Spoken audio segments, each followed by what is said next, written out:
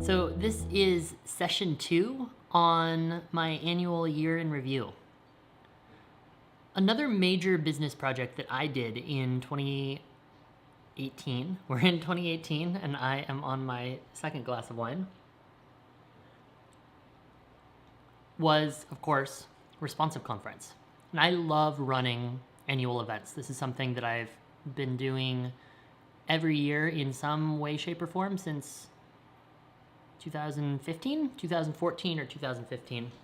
And I'm really totally convinced that I'm going to continue running an annual event, whether it's free and invite only or $1,000 a head and 250 people there, every year for the rest of my life. There's something so magical about the random spontaneity of bringing a group of people together. I happened to start, actually, going way back, I started with Design for Dance, which was founded by Professor B.J. Fogg at Stanford University on the intersection of dance and behavior change. It's an interesting matchup, but there's a real interesting... If you get people moving, it cuts down on healthcare costs, essentially. So there's a really clear return on investment for encouraging movement and designing life so that people move more. It's kind of like designing life so that people quit smoking. They're going to live longer.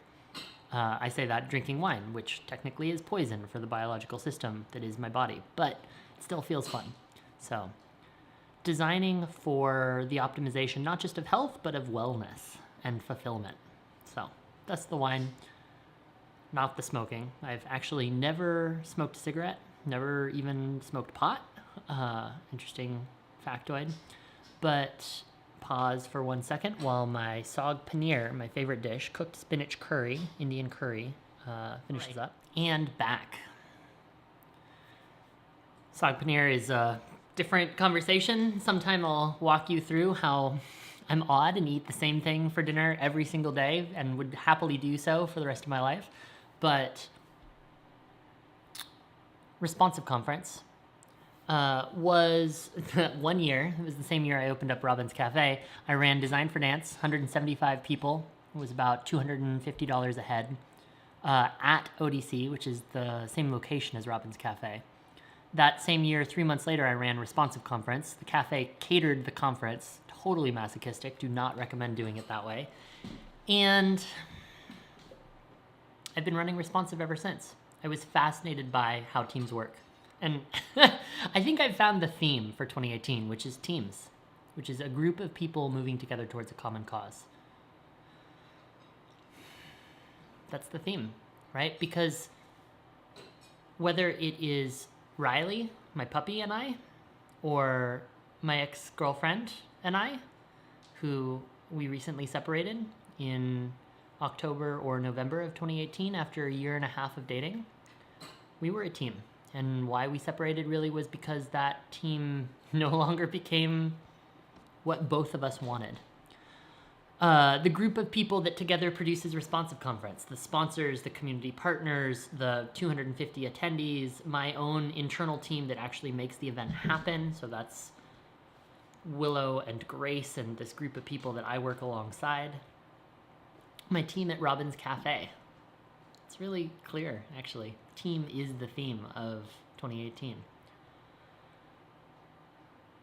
The teams that I advise, so Neatwork, you can learn more at neatwork.co, and several others that I'm not going to talk about right now, but the companies, the startups that I work with day in and day out to make sure that they're on the right track and doing the work that's necessary to help them succeed. With Responsive, I don't know that the conference that I run every year or the event that I put on or the summit that I hold will always be about the future of work.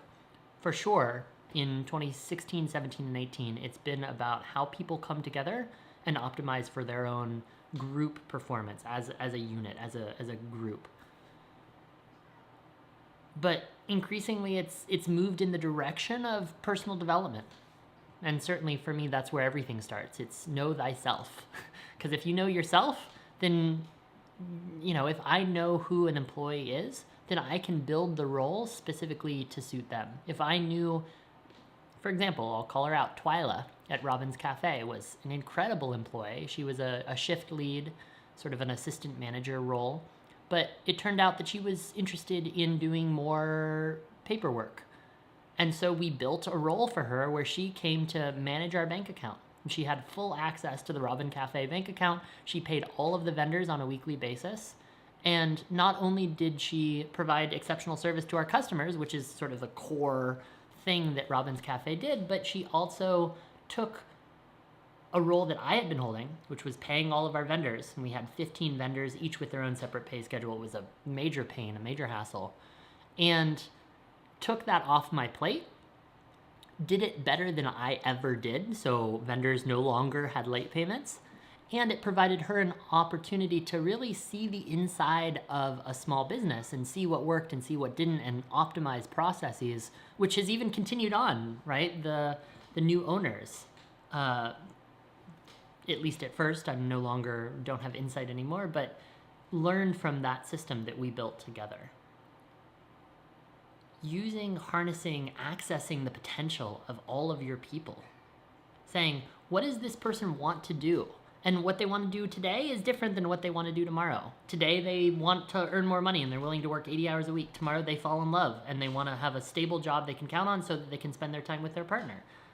Both of these things are fine. There's no judgment. There's no reason to judge. There's nothing to judge. It's just knowing them, asking those questions, sitting down, getting to know them in person. Supporting the growth of each individual person where they are today, recognizing that God only knows I change every day. So that person might change tomorrow.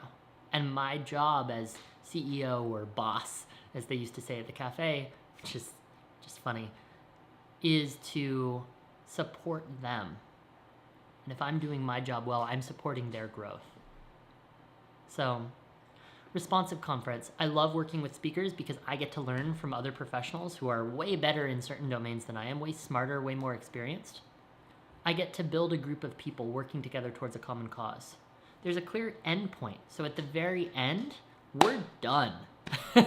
You put on an event, you do the very best you can, and when it's over, and everyone walks away. And then even just yesterday, I sat down at the table over there with a fellow named Glenn, who's interested in being a part of moving the responsive org movement forward. And so we're talking about webinars and online events and what else he can do to support the cause. Stay tuned if you're interested. By the way, go to responsiveconference.com, responsiveconference.com, and join our newsletter, where we have a lot of exciting things planned for 2019. But the random encounters that come of a group of exceptional people coming together and sharing purpose. Those are my lessons from running Responsive Conference in 2018.